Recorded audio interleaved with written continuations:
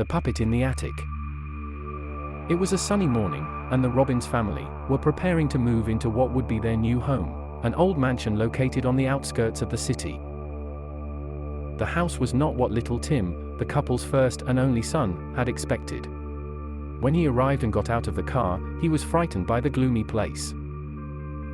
Upon seeing this, his father, Damien, encouraged him to look for his belongings and start unpacking, commenting that they would soon restore the dilapidated house and that it would be a great activity to share good times together. Sophia, Tim's mother, opened the door and was the first to enter. An architect by profession, she was delighted with the place, and was already planning in her mind the changes and renovations that would make the old house the home they had always dreamed of. Once all the belongings had been brought in, they arranged the main belongings, cleaned some areas and got ready to have dinner and rest, spending the first night in the place. Days went by, and the house no longer looked as neglected as the first day. Tim felt more lively and comfortable with his new life. Sophia and Damien accompanied Tim to his first day of school in the new town. Expecting to meet new friends, Tim noticed that everyone looked at him strangely, and that no one would come up to talk to him. After a few days, finally a boy named Jeremiah approached Tim, and soon they would become great friends. Together, they would play and go around town, but whenever Tim would invite Jeremiah to his house, he would always get a negative response. Puzzled by the fact, he asked him why everyone in town looked at him strangely, and why no one went near the old house where he lived. "I don't want to scare you, but you live in a cursed house," Jeremiah commented. "That's why everyone looks at you strangely and I don't dare to visit you."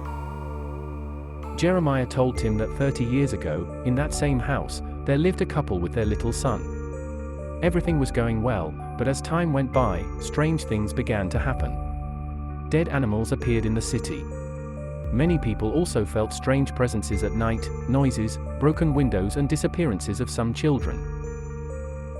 In those days, the little boy of the house, named Adam, had changed his way of being. He no longer smiled and had bad attitudes with his classmates. Little by little, Adam stopped going to school. His friends visited him, but he refused to leave the house. One morning, the gardener arrived to perform his usual chores, knocked on the door, but no one answered. Puzzled, he went to the back of the house, and saw that the door was open. He went inside calling Adam's parents, but received no answer, so he went to the dining room, and found them there. Sitting on the couch, they were still not answering. When the gardener saw them face to face, he was horrified by what he saw. They were eyeless, covered in blood, and with a smile on their faces. Stunned by the situation, he picked up the phone and called the police. Upon arrival, investigators surrounded the scene. The gardener told them what had happened and commented that little Adam was missing. Inspecting the house, they managed to see a trail of blood leading to the attic door. To their surprise, little Adam was there, not responding or speaking, just staring out the small window. His hands and clothes were covered with blood. The case horrified the town. Adam continued to be unresponsive to their questions. They decided to commit him to the hospital for mental disorders, and he was suspected as the perpetrator of his parents' crime. From that moment on, the house had been abandoned and no one else went near it. The strange situation stopped happening, and Adam spent his years in the hospital, without uttering a word, and still remained there. Upon hearing the story, Tim couldn't believe it, and thought Jeremiah was just joking. Jeremiah told him, if he didn't believe the story, to go to the library and ask for the old newspapers of the time. They went together to the place, and there Tim could see that the story was real. One after the other the newspapers told the story. Frightened and afraid, Tim returned home. He decided not to say anything to his parents. It was a stormy night, the wind was blowing hard, lightning and thunder were already making themselves felt. Tim could not sleep remembering the story of the house. Suddenly he began to hear the sweet sound of a music box. The lights were out because of the storm. He got up, and following the melody, he reached the attic door. Fearful, but intrigued, he decided to grab the door handle. As he touched it, he heard the melody stop. Frightened, he ran to his bed and covered himself with the blanket. Surrendering to sleep, he was finally able to sleep. When he awoke in the morning, he opened his eyes, and looking at the bedside table, he noticed a small music box resting on it. He picked it up and hurried downstairs for breakfast. Relieved, Tim guessed that it was a gift his parents had stored in the attic and that the little box had simply, for some reason, been accidentally activated during the night. As soon as he sat down at the table, Tim thanked his parents for the gift. They looked at each other in surprise and asked what gift he was talking about. Assuring them that no gift had been left in his room, Tim shuddered, and the situation began to intrigue him. That day, after returning from school, he was determined to go upstairs and investigate the attic. Fearful, he climbed the ladder and opened the door. It was pitch dark and the light was not working. His parents had left many boxes from the move that were not yet unpacked. Tim ran quickly and fearfully opened the curtain that covered a small window, and thus, he was able to illuminate the space. He walked around the place looking at the labeled boxes. There he could see boxes with his parents' things, and some boxes with some of his belongings. Dusk was ending, and the last rays of sunlight helped Tim spot a strange old trunk full of dust at the back of the attic. As he approached, he removed the dust that covered the trunk, and managed to make out a small label, on which it said, "Adam's Belongings." With surprise, Tim sat up and took a few steps backwards, bumping into something out of sight in the darkness. When he turned around, he could see a puppet hanging on one of the walls. It was unpainted, with its clothes torn and its eyes missing. Tim took it down and placed it on the trunk. At that moment, Tim's mother called everyone to gather for dinner. They could see almost nothing inside the attic, so Tim tried to open the trunk quickly, but realized that the chest had a lock on it and was locked. During dinner, he thought about where the key that would open the mysterious chest might be. Tim decided to keep it a secret from his parents and went to sleep trying to figure out what he would find in the old trunk. At night, Tim slept soundly, but something woke him up. He clearly felt some movements coming from the attic. Creaking noises and what sounded like small footsteps came from there. Frightened, Tim was convinced it was some rodents prowling the place and continued sleeping. With a new day, the first rays of light woke Tim, who, looking at the bedside table, spotted a small key. He quickly put it in his pocket, and after breakfast, he phoned his friend Jeremiah to meet him in a nearby square. There Tim told him about his discovery and asked him to help him inspect the trunk with Adam's belongings. Jeremiah hesitated for a moment, but in the end, he decided to accompany Tim. Once in the house, they climbed the stairs to the attic, and to Tim's surprise, the puppet was by the window, remembering that he had left it on top of the trunk. The two went to the trunk, and using the key, they managed to open it. Little by little, they took out old toys and realized that the trunk had a false bottom. When they opened it, they found a notebook that seemed to be a personal diary. There, you could read writings that Adam had made, telling day by day his experiences since he had arrived at his new home. During the first few pages, Adam told how happy he was with his new home, how much fun he was having at school with his friends and neighbors in town. But one event would change everything. One day, Adam was preparing for a big talent audition at his school. For several nights he painstakingly spent preparing for what would be his big performance. With old wooden clothes from his house, he managed to make a puppet with which he would perform. For hours, he practiced the movements he would make with the strings, so that his puppet would look as real as possible. During the event, different performances went by with much applause, and soon it was Adam's turn, who went on stage with a lot of nerves. In front of the entire audition, he opened his trunk and carefully took out the puppet. Everything seemed to be going well, until the puppet's eyes started to pop out, causing the audience to laugh and guffaw. This made Adam more tense, and he could not master the strings properly, which were coming off and making the puppet have funny movements until it collapsed on the floor. Friends and neighbors in town laughed out loud, while Adam, unable to hold his embarrassment and disappointment, ran off the stage, crying over his frustrated performance. Adam's parents picked up the puppet and the trunk, taking Adam back home. Over the next few days, Adam, feeling very sad, destroyed his puppet and stored it in the trunk, locking it and burying it in the garden so that no one else would open it. His parents decided to let him recuperate for a few days at home without going to school. Tim continued reading his personal diary, but it was getting late, and Jeremiah had to return home. So they decided to continue reading Adam's diary at their next meeting.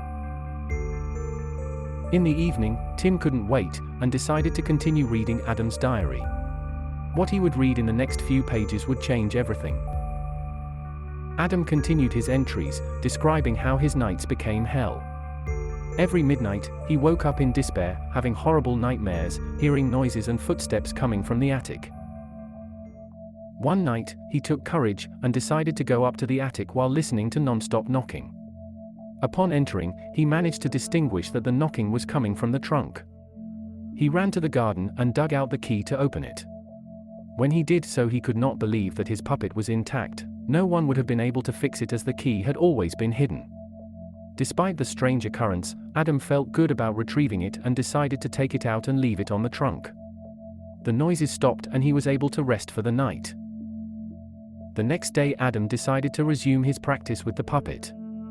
To his surprise, he found it sitting on a chair by the window, when he remembered perfectly well that he had placed it on the trunk. Upon returning to his classes, Adam was the laughingstock of the school. Everyone joked about his funny performance, and day after day he was teased by all his classmates. Each day when he returned home, Adam would go up to the attic and find the puppet sitting by the window, looking out. Somehow, it seemed to move by itself during the nights. Although it was very strange, Adam got used to it and spent his evenings playing with the puppet and telling it how bad he was having a hard time at school. One evening, as he was finishing his practice, Adam wished the puppet would talk back to him. He felt they were real friends. Putting it away on the trunk, he wondered aloud, why, every day, did it appear in front of the attic window? Knowing there would be no answer, he walked to the door, but something stopped him. A soft voice was heard saying, "Every evening I sit at the window, waiting to see my great friend arrive." The puppet had finally spoken and surprised Adam. From that day on, Adam would no longer be the same, and dominated by the puppet's influence. He began to distance himself from everyone. He no longer wanted to go to classes, and he only wanted to be in the attic and take revenge on all those who had laughed at him. Little by little, Tim began to read the horrible things that Adam had committed, under the orders of his puppet. House fires, animal deaths, and the disappearance of schoolmates were all part of his nightly routine. Eventually, Adam felt that he was really the puppet. Managed without being able to take control of the situation. Dominated by the influence of his puppet, Adam arrived at his school one day. Determined to no longer endure the taunts of his classmates, he entered the classroom and sat down on his bench. Soon the laughter and teasing towards him began. Without a word, Adam took a pencil and jabbed it into the leg of the most taunting classmate, and immediately began to hit him in anger. No one could stop Adam, his look was scary. The beating continued until some teachers picked Adam up and took him to the principal to calm him down. Suspended for a few days, Adam was taken away by his parents, who did not understand their son's behavior. When he arrived home, he ran upstairs to the attic, followed by his parents, who were very angry. By way of punishment, they decided to keep the puppet in the tool shed outside the house and under lock and key. They would also no longer allow Adam to isolate himself in the attic, locking the door as well. His parents encouraged him to resume activities with other real friends, and he could no longer play alone in the attic. That night Adam had no appetite and retired almost without supper to his room. No one understood him better than his puppet, and now he felt very lonely without it. After midnight, Adam woke up to some noises, looked out his window and saw that the door to the tool shed was open. Turning around, he was surprised to see the puppet sitting in his room. Soon it began to speak, saying, "Listen, Adam, you must not let anyone else separate us. They all hate us and want to hurt us. You must get rid of anyone who gets in the way of our friendship." These were the last words Tim saw written down in Adam's diary. The next day the police would find him sitting staring out his window, not answering what had happened to his parents. Tim realized that it had all been the puppet's fault and that he had to get rid of it. He explained the story to his friend Jeremiah, and together, they decided to put it in the trunk and burn it on the outskirts of the city. With the trunk burned to ashes, the boys returned home. The days passed and the news in the newspapers kept echoing. Adam had come to his senses. He could now communicate with his doctors and was able to explain everything that had happened 30 years ago. Thanks to the help of his personal diary, kept by Tim, Adam could be acquitted of the murder charges and would continue his life outside the institution. Grateful for what had happened, Adam decided to meet his savior and finally approached his old house. He knocked on the door and Tim greeted him with surprise. They talked a bit, and as they left, Adam leaned close to Tim's ear and with a laugh whispered, "You've been a good boy, Tim. Thank you for freeing me from my tedious afternoons waiting sitting in the attic window, dark nights locked in a trunk, tugging at taut strings amusing others." I feel sorry for Adam, pulverized already into ashes. Now I am no longer anyone's puppet. Now I can be a real person and live free, at last.